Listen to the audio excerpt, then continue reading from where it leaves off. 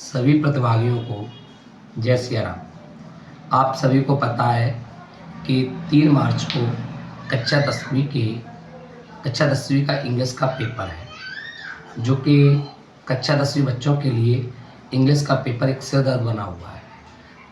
मैं आपके कहने पर, आपकी कमेंट पर कुछ महत्वपूर्ण प्रश्नों को लाया हूँ जो 2025 में आने की संभावना है, ऐसा मेरा मानना है।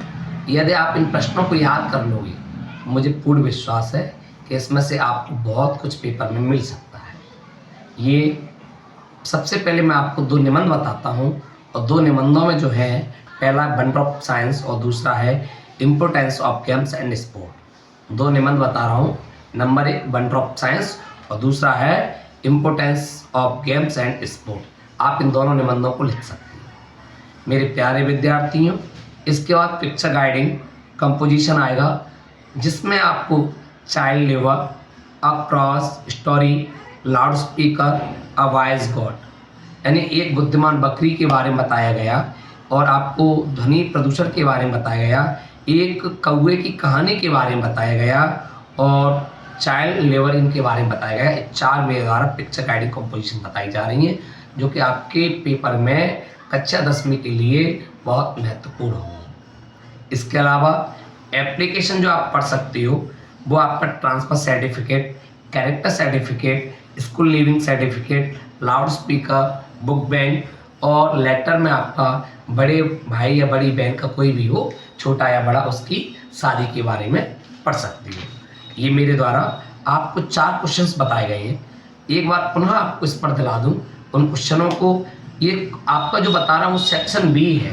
सेक्शन बी कक्षा 10वीं का सेक्शन बी 16 नंबर का आता है, जिसमें 2 निबंध बोल रहा हूँ, wonder of science, importance games and sport, बहुत महत्वपूर्ण है। पिक्चर गाइडिंग में मैं आपको पिक्चर गाइडिंग कंपोजिशन में आपको 4 बता रहा हूँ, जिसमें से 2 बहुत महत्वपूर्ण है, child labour, a cross story, मानी एक कौवा की कहानी, और 2 और बता रहा हूँ, loud speaker, a voice God.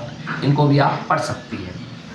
इसके अलावा कुछ एप्लीकेशन से महत्वपूर्ण एप्लीकेशंस जो कई वर्षों से मैंने देखी हैं, आ रही हैं, आती रहती भी हैं, तो वो है transfer certificate, character certificate, school leaving certificate, loud speaker, book bank, एक लेटर है बड़े भाई या बड़ी बहन की शादी के बारे में।